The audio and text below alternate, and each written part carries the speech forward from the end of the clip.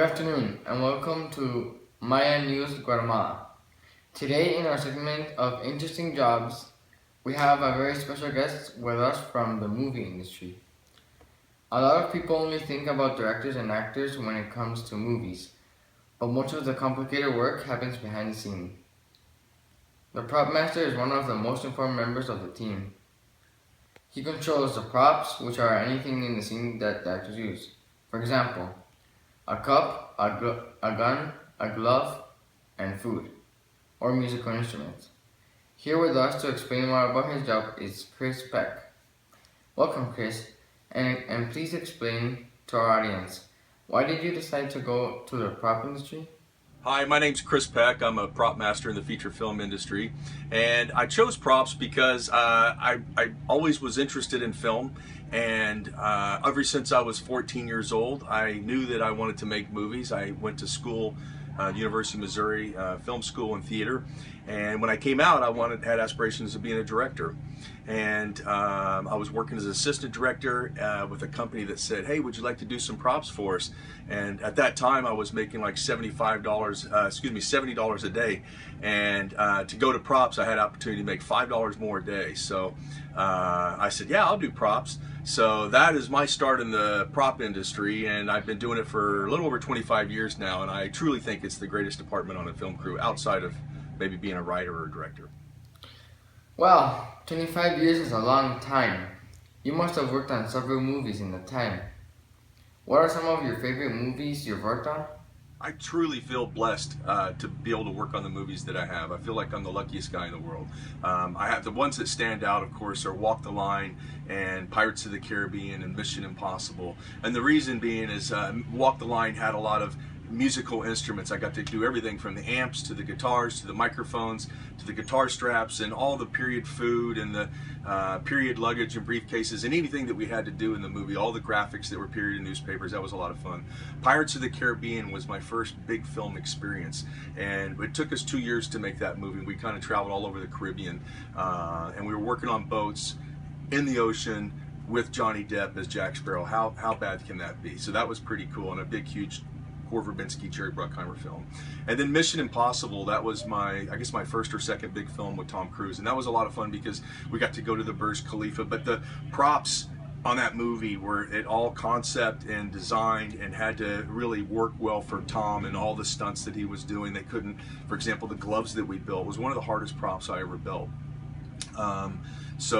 Because we had to make sure that it was comfortable for Tom, they had to light up, the batteries had to last long, had to grip onto the glass. The gecko gloves is what we built. And there was goggles and a lot of other fun props in that movie. So those are the ones that stick out as being some of my favorite movies I've worked on. I know what scene you're talking about in Mission Impossible. I didn't know those grills actually stuck to the glass. That's amazing. I feel like this job doesn't get enough credit. It seems like without you guys behind the scenes, the movies just wouldn't work. Let me ask you this. What's been the most difficult movie you've worked on? The hardest movie I ever worked on, without a doubt, was The Lone Ranger. And it kind of surprises me because they've been making westerns since they've been making movies for over 100 years. And I just think about all the guys that came before me. But that particular movie was really difficult because of all the gags that we had when Tonto and Lone Ranger are on the train and they're running across and jumping. It had to be lightweight chain, but yet it couldn't look lightweight, and we were having problems with it breaking and gluing it on the fly. All the guns that we had, and there was 3 units that would be running at one time. We'd have the first unit, which was Johnny and the Lone Ranger. We had the second unit, which was all the stunt guys, and then we had some special third unit aerial stuff that they didn't tell us until right before they shot, literally on the day. So all the horses, all the tack, all the holsters and the guns, anything that any of the actors had, we had to make ×3, all at a single moment in the movie. We shot all 3 units, so that was really challenging. Just the logistics of trying to get your equipment on a 48-foot trailer back to a location, then you download into a stake bed, then you download into a like a Gator, which is a small little ATV, and then from that point you pick it up and you just hump it across or up the hill. When you do movies in Arizona and New Mexico, this is a really common practice or common way of making a movie. It's really physically demanding. So that's probably the most difficult movie I've ever worked on. That sounds tough. The movie turned out really well though, so great job. What things about your job do you really like? Or what are the coolest things about your job? There are so many cool aspects to being a prop master on a film. It unlike a lot of the other departments where you have a truck or a trailer and all the equipment every day is the same, on a movie the props change every day. It could be a period movie with historical props. It can be a war picture that has a lot of military aspects to it, and it could be a modern day in the world that we live in, or it can be a movie set in the future. So because of that, I really enjoy it. It gives me an opportunity to go back and learn all the things that I missed when I was in high school and at the university. I have an opportunity to research these movies and to deal with the props and also deal with the actors and to deal with the director, and that's a lot of fun, and it's really important too. You can learn people's personalities, and some people, the props are really important and the rehearsals are really important, and they want to get you engaged and involved in that, which I enjoy. Also a prop, what I really like about it is there can be the gun, and then there can be the rubber gun because it's going to have to be dropped and it can't break. And then there has to be the breakaway gun, and there has to be the lightweight gun. So in a prop, it's not just about finding that gun, for example. It's about finding many different versions of that suits the needs of the movie and the shots the director dreams and creates. Wow, I didn't know there were so many versions of one thing. Where do you get all of those? So you want to know where I get all my props. It depends on what kind of project it is. If it's a science fiction movie, it's very difficult to go out and just buy futuristic stuff. On a movie like Tomorrowland, we had to do concept artwork, and everything had to be designed and everything had to be manufactured. It was 40, 50 years in the future. So think what it's like when you're doing a movie like Star Trek or Star Wars and it's a few hundred years in the future. It's not stuff that you can just go find. Unlike a movie like Blade Runner, a lot of that is repurposed, so you can go to a junkyard or salvage yard, or sometimes they have these salvage yards or junkyards that are for electronic parts. That's a good place to source. But the short answer really is that we purchase them, we rent them, we manufacture them, we borrow them, and sometimes even have to steal them. Just joking. But there's a large prop house that we deal with. It's called Independent Studio Services in Los Angeles. It's about 100,000 square feet. And just within that one prop house, they have weapons, they have graphics, they have anything that you can think of in an everyday walk of life that you can rent. They also have an expendables department, which is all your tape and your rope and your scissors and all the supplies that you need just to do your job. And so there's a lot of different departments at that particular prop house. And I think that place is unique because I've traveled throughout the rest of the world, and you don't really find a lot of prop houses like that in the world. Most of them are boutique. They specialize in Western stuff, or specialize in police stuff, or they'll specialize in graphics, and that's all they do. The other thing I wanted to mention is industry that's just being developed right now is the 3D printing, which is absolutely fascinating industry. It's really changing our industry every day. We used to have to take MDF, which is like fake wood, it's particle wood put together, and you'd have to have people sculpt out of foam or cut that MDF down. Now we're literally taking a CAD file or 3D file and put it in, and you have your prop grown for you right before your very eyes within a couple hours. That's really cool. How do you decide which props to use for each scene of a movie? How do I decide which props to use? That's a good question. When I started out, I'd want to show the director everything that I had shopped, and I quickly realized that these guys are really busy. They're trying to deal with very important things like the script and the cast and location scouting and contracts. There's a lot that they have on their plate.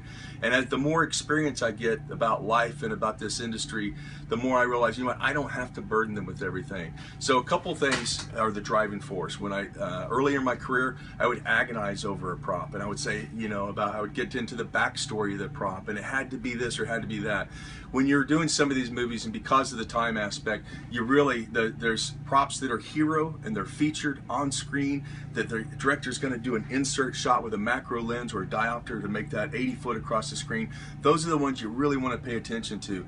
And getting sometimes the props that are going to be with a lot of extras hands, you just have to do broad brush strokes with that. Don't drive yourself crazy. My advice to any young prop master, anybody that's interested in becoming a prop master, is don't sweat the small stuff. Make sure you have it and don't trip over it, okay? The important stuff that the actors are going to touch or they're going to be wearing, make sure you have it and make sure you have plenty of it. Remember, one is none. That's a lot of work. All of this sounds really time consuming. How many hours do you work a week? You know, it's funny, when I first started out in this industry, I started off as a production assistant, and I worked as that for a couple years, and then I got bumped up to an assistant director. And I was always the first in and I was the last out. And I had an opportunity to go work props with a production company that I was working with, and they said to me, hey, you can make a little bit more. And I said, that would be great. In the back of my mind, I'm thinking anything so I'm not the first in and the last out.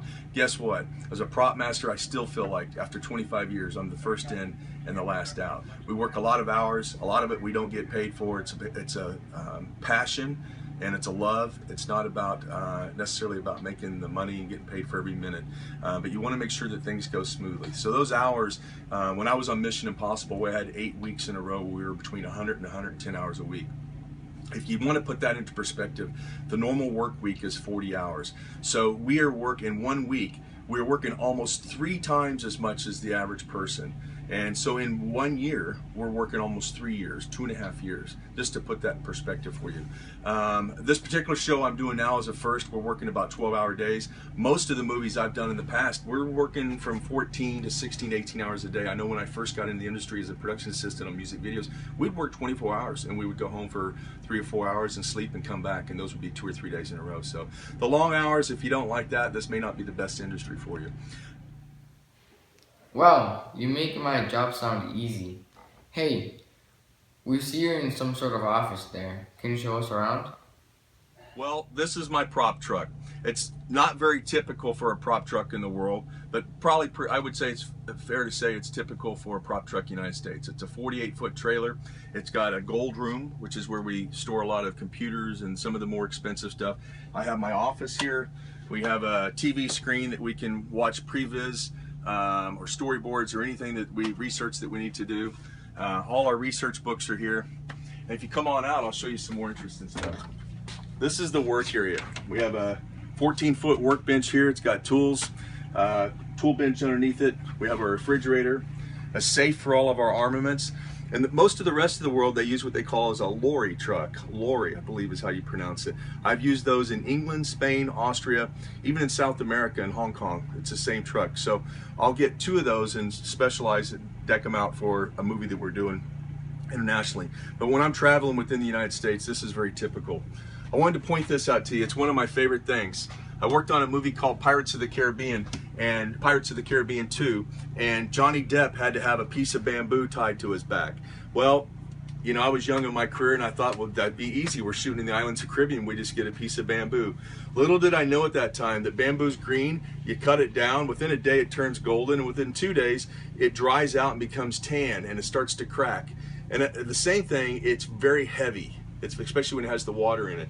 So I was down in the Caribbean for about 8 weeks, and I couldn't wait to get back to the United States because I learned a huge lesson then, and that's manufacture the bamboo, make it lightweight where you can control it, and that's a really important thing. Be able to control, when you have gags or stunts or you're involved in actors, you have to be able to make sure you can control that at all times. And what I mean is you're not going to have a piece of bamboo breaking on you. You're not going to have the actor saying, my gosh, it's too heavy and it's breaking.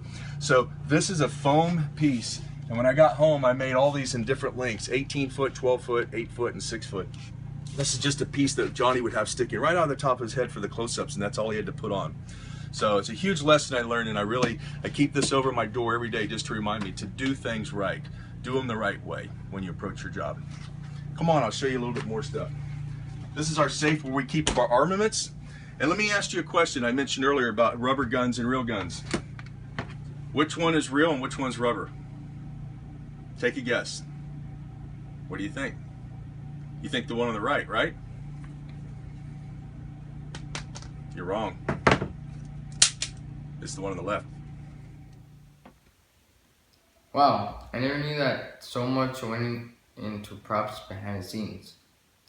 Thank you so much, Chris, for showing us around. Next time we're watching a movie or a play, I'm sure we will appreciate the props a lot more. Being a prop master sounds like a super interesting job. Come back tomorrow for more interesting jobs.